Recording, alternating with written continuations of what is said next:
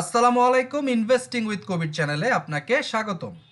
আজকে একটা নতুন লার্নিং ভিডিও নিয়ে আপনাদের সামনে হাজির হয়েছি। যারা সত্যিকার অর্থে শিখতে চান মার্কেট সম্পর্কে বা technical analysis, fundamental analysis, trading বা ইনভেস্টিং, এই বিষয়গুলো যারা জেনে বুঝে শিখে করতে চান তাদের জন্যই মূলত এই চ্যানেলে আমি নিয়মিত ভিডিও আপলোড করছি। সো প্রকৃত অর্থে যারা শিখতে চান তাদের জন্য গত 5 দিনে আমি বেশ কয়েকটি ভিডিও আপলোড করেছি। এখান থেকে আপনারা অনেক কিছু শিখতে পারবেন বলে আমি মনে করছি। সো যারা এখনো ভিডিওগুলো দেখেননি চাইলে আমার চ্যানেলে গিয়ে দেখে নিতে পারেন।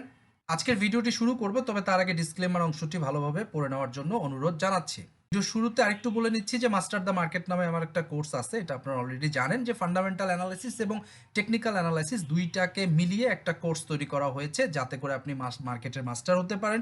সো এই কোর্সটি করতে চাইলে আমাকে ইমেল করতে পারেন stockanalystkabir@gmail.com এই ঠিকানায়। আর জানুয়ারি মাসে যারা এই কোর্সে এনরোল করবেন তাদের জন্য কোর্স ফ্রিতে 20% ডিসকাউন্টের ব্যবস্থা রাখা আছে। সো যারা চান দেরি না করে আমাকে ইমেলটি করে ফেলুন। আজকের ভিডিওতে আমরা ফান্ডামেন্টাল অ্যানালাইসিস এবং টেকনিক্যাল অ্যানালাইসিসের যে মূল পার্থক্যগুলো কি কি সেগুলো সহজ বাংলা ভাষায় আপনাদেরকে বোঝানোর চেষ্টা করব। তো আমি জানি যে আমার চ্যানেলের অনেক দর্শক আছেন যারা এই বিষয়টা অলরেডি ভালোভাবে বোঝেন, বাট তারপরেও আমার চ্যানেলে প্রতিদিন নতুন নতুন সাবস্ক্রাইবার যুক্ত হচ্ছেন। এছাড়াও অনেকেই আছেন যে তারা বেসিক থেকে শিখতে চান, তাদের উদ্দেশ্যে এই ভিডিওটা আমরা তৈরি করেছি। সো ভবিষ্যতে এরকম ফান্ডামেন্টাল অ্যানালাইসিসের তো প্রচুর ভিডিও দিয়েছি, টেকনিক্যালের ভিডিও কম আছে। আস্তে আস্তে আমরা টেকনিক্যালের ভিডিও দিব প্রয়োজন পড়লে। তবে আজকে আমরা ইন্টারেস্টিং কিছু কথা বলবো। ফান্ডামেন্টাল অ্যানালাইসিস এবং টেকনিক্যাল অ্যানালাইসিসের পার্থক্যটা কি সহজ বাংলা ভাষায় আমি একটু বোঝানোর চেষ্টা করব। সো স্ক্রিনে আপনি একটা টেবিল দেখতে পারতেছেন, এটাতে আমরা পার্থক্য করছি ফান্ডামেন্টাল অ্যানালাইসিস এবং টেকনিক্যাল অ্যানালাইসিসের। সো ফান্ডামেন্টাল অ্যানালাইসিসে আসলে কি হয়? ফান্ডামেন্টাল অ্যানালাইসিসে একটা কোম্পানির ফান্ডামেন্টালস ডাটা দেখে আমরা ডিসিশন নেই যে এই কোম্পানিটাতে আমরা ইনভেস্ট করব কি করব না। যেমন একটা কোম্পানির ফান্ডামেন্টাল অ্যানালাইসিস করতে গেলে আমরা প্রথমেই কোম্পানিটার বিজনেস মডেল দেখি, তারপরে বিজনেসের গ্রোথ দেখি। বিজনেসের গ্রোথ দেখতে আমরা আসলে 5 বছর বা 10 বছরের নেট প্রফিটের গ্রোথ, ইপিএস এর growth, free cash floor growth, এই জিনিসগুলো আমরা দেখি। তারপরে ধরেন রিটার্ন ক্যালকুলেশনগুলো করি যে এই কোম্পানিতে ইনভেস্ট করলে কেমন ডিভিডেন্ড ইল্ড পাচ্ছি, বা এই কোম্পানিতে 3 বছর 4 বছর হোল্ড করলে এটা কীরকম ক্যাপিটাল গেইন দিতে পারে, এই ধরনের ক্যালকুলেশনগুলো করি। এছাড়াও যেহেতু আমি লং রানে একটা কোম্পানিতে থাকবো, তাহলে ম্যানেজমেন্টের এফিসিয়েন্সি আমাকে দেখতে হয়। সো ম্যানেজমেন্টের এফিসিয়েন্সি দেখার জন্য আমরা আসলে ম্যানেজমেন্টের ক্যাপিটাল অ্যালোকেশন পাওয়ারটা দেখি, প্রফিট মার্জিনগুলো কেমন, তারা কীরকম প্রফিট মার্জিন করছে, এই জিনিসগুলো আমরা দেখি। প্লাস রিসেশনের মোমেন্টে, যেমন এখন বাংলাদেশে বা পৃথিবীতে একটা রিসেশন চলতেছে, অনেকের ব্যবসা খারাপ, বাট আপনি দেখবেন ঠিকই এইরকম রিসেশন মোমেন্টেও কিছু কিছু কোম্পানি আছে যারা ঠিকঠাক মতো প্রফিট মার্জিন ক্রিয়েট করতেছে। সো ওই কোম্পানিগুলোর ম্যানেজমেন্ট কিন্তু এফিসিয়েন্ট। সো আপনি যদি লং টার্মের ইনভেস্ট করতে চান এবং ফান্ডামেন্টাল অ্যানালাইসিস করতে চান তাহলে ওই কোম্পানিগুলো খুঁজে বের করতে হবে। আর ম্যানেজমেন্টের অনেস্টিটাও আমরা দেখি, শুধুমাত্র এফিসিয়েন্ট ম্যানেজমেন্ট হলেই তো হবে না, ম্যানেজমেন্টকে সৎ হইতে হবে। সো এই সততাটা চেক করার জন্য আমরা আসলে এই কোম্পানির ডেট সিচুয়েশনগুলো দেখি, ইন্টারেস্ট কাভারেজ ক্যাপাসিটিটা দেখি, ডিভিডেন্ড পে আউট ইত্যাদি ইত্যাদি জিনিস দেখি। এছাড়াও একটা ভালো কোম্পানি আপনি পেয়ে গেছেন তার মানে এই না যে এই কোম্পানিটা ভালো করবে, যতক্ষণ পর্যন্ত না ওই সেক্টরের অ্যানালাইসিস করে আপনি সেক্টরের গ্রোথ না পাচ্ছেন, সেক্টরের ফিউচার প্রসপেক্ট যদি না থাকে, তাহলে এই কোম্পানিতে ইনভেস্ট করে আসলে খুব একটা হয়তো বা লাভবান নাও হতে পারেন। তো এরপরে যদি টাইম ফ্রেম চিন্তা করি, আসলে ইনভেস্টিংয়ের টাইম ফ্রেম বা ফান্ডামেন্টাল অ্যানালাইসিস করে আমরা যে অ্যাপ্রোচে ইনভেস্ট করি সেটা টাইম ফ্রেম মিনিমাম 1 বছর থেকে 3 বছর বা আরও বেশি সময়। আর এটা মূলত লং টার্মের অ্যাপ্রোচ। আর ইনভেস্টিং যারা করি তারাই কিন্তু এই ফান্ডামেন্টাল অ্যানালাইসিসটা করি। অর্থাৎ ইনভেস্টিং বা বিনিয়োগ করতে গেলে আপনাকে ফান্ডামেন্টাল অ্যানালাইসিস শিখতে হবে। এবার আসেন টেকনিক্যাল অ্যানালাইসিসের কথা বলি। টেকনিক্যাল অ্যানালাইসিসে আমরা ফান্ডামেন্টাল ডাটা সেভাবে দেখি না, শুধুমাত্র চার্ট অ্যানালাইসিস করি। টেকনিক্যাল চার্টে যাই, স্টক নাও অ্যাপসে বা ইকোসফটে বা আমার স্টকের চার্টে গিয়ে আমি চার্টে একটা কোম্পানি ট্রেন্ড অ্যানালাইসিস করি, ভলিউম অ্যানালাইসিস করি, সাপোর্ট রেজিস্ট্যান্স কোথায়, এটাতে মানি ফ্লো আসছে কিনা, এখন এটা কি অ্যাকুমুলেট করতেছে নাকি ডিস্ট্রিবিউশন করতেছে, এই জিনিসগুলো বোঝার চেষ্টা করি।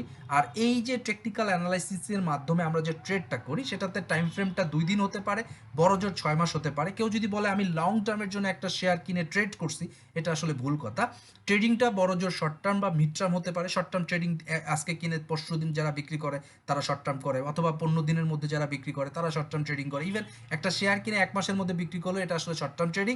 তো যদি 6 মাস বেশি হোল্ড করতে পারেন সেটাকে আপনি মিড টার্ম ট্রেডিং বা পজিশন ট্রেডিং বলতে পারেন, বাট লং টার্ম ট্রেডিং বলতে কোনো শব্দ নাই। তো শর্ট টার্ম বা মিড টার্ম হোল্ডিংয়ের যে অ্যাপ্রোচটা এটাই মূলত টেকনিক্যাল অ্যানালাইসিসের মাধ্যমে করা হয়, এবং এই কাজটা যারা করে তারা আসলে ট্রেডার বা ট্রেডিং যারা করে। সো এখানে একটা জিনিস বুঝতে হবে, আপনি যদি শুধুমাত্র টেকনিক্যাল চার্ট দেখেই কাজটা করেন, সো নিজেকে আপনি বিনিয়োগকারী দাবি করতে পারবেন না, আপনি আসলে একজন ট্রেডার।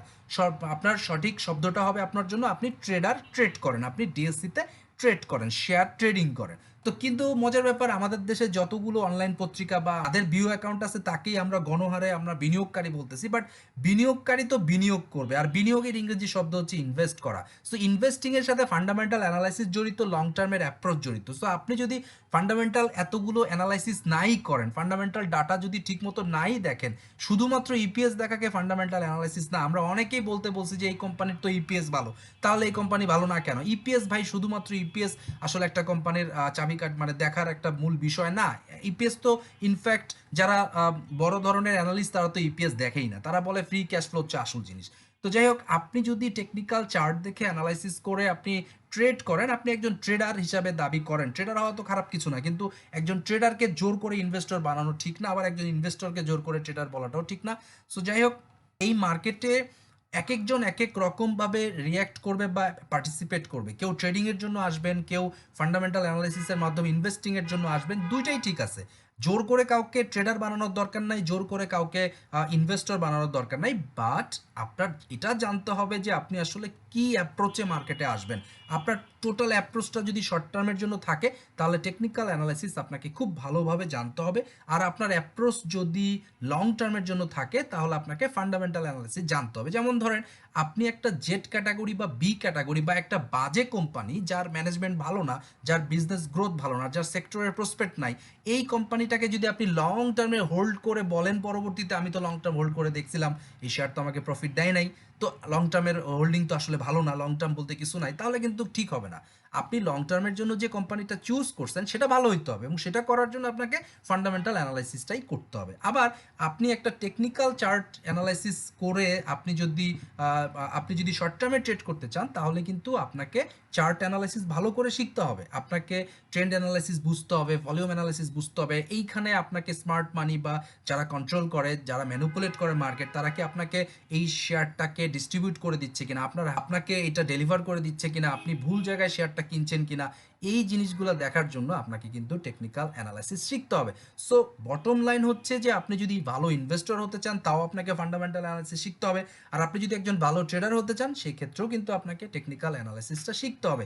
শিখে পড়ে তারপরে আসতে হবে। আমি অনেক শিক্ষিত লোককে দেখছি যারা টাকা ঢুকায় অ্যাকাউন্টে, ঢুকার পরে তার ট্রেডারকে ফোন করে বলে, ভাই কিছু টাকা দিলাম অ্যাকাউন্টে, কি কেনা যায়, দু একটা আইটেম দেন। তো যারা এই কাজগুলো করেন, জেনে করেন বা না বুঝে করেন, আসলে আপনার নিজের ক্ষতি করছেন। এখানে আপনাকে বুঝতে হবে যে কেউ আপনাকে এই মার্কেটে কারো বুদ্ধি শুনে আপনি টাকা মেক করতে পারবেন না। আপনি যদি এই মার্কেটে টাকা মেক করতে চান, আপনার নিজের বুদ্ধিতে জেনে বুঝে করতে হবে। এবং যে ব্যবসা করে, যে আপনি মানুষের উপর ডিপেন্ড করে কিভাবে কোনো ব্যবসা থেকে প্রফিট পাবেন, আমি তো মনে করি মানুষের উপরে ডিপেন্ড করে কোনো কাজ করে সেইটাতে খুব একটা সফলতা পাওয়া যায় না।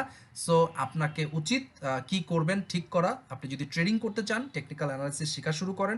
যদি ফান্ডামেন্টাল মানে আপনি যদি ইনভেস্ট করতে চান, ফান্ডামেন্টাল অ্যানালাইসিসটা শেখা শুরু করেন। আর প্রচুর পরিমাণে ইউটিউবে ভিডিও আছে, ইউটিউবে মারাত্মক রকমের ভিডিও আছে, অনেক অনেক রিচ ভিডিও আছে। ইউটিউবটাকে ইউক্রেন যুদ্ধ বা এই যে টক শো টাইপের জিনিসপত্র না দেখে ইউটিউবটাকে লার্নিং পারপাসে ইউজ করেন, তাহলে আমার মনে হয় আপনি অনেক বেশি গেইন করতে পারবেন, নিজের উন্নয়নটা করতে পারবেন। এই মার্কেটটা কিন্তু খুবই রিস্কি, এই মার্কেটে লুজারের সংখ্যাই কিন্তু বেশি। জেনে বুঝে করেও প্রফিট মেক করা অনেক কঠিন একটা কাজ বাংলাদেশের মার্কেটে। তো সেখানে একেবারে না জেনে আপনি প্রফিট করবেন, এটা আসলে কোয়াইট ইম্পসিবল একটা ব্যাপার। সো যাই হোক দর্শক, আমি অলওয়েজ চেষ্টা করি এই চ্যানেলে ভিডিও আপলোডের মাধ্যমে আপনাকে কিছু না কিছু জানাইতে, কিছু না কিছু আপনাকে শিখাইতে, লার্নিং ভিডিও দেই। সো আশা করছি এই ভিডিওটা আপনার ভালো লাগছে, আর আমার সাথেই থাকবেন আশা করছি। চ্যানেলটিকে আপনি যদি এখনও সাবস্ক্রাইব না করে থাকেন, দয়া করে সাবস্ক্রাইব করে নিন। আরও এরকম ইনফরমেটিভ অনেক অনেক ভিডিও আপনাদের সামনে উপস্থাপন করবো ইনশাল্লাহ ভবিষ্যতে। সো আগামী ভিডিওটি দেখার আমন্ত্রণ জানিয়ে আজকে আমি এখানেই শেষ করছি। সবাই ভালো থাকবেন, আল্লাহ হাফেজ।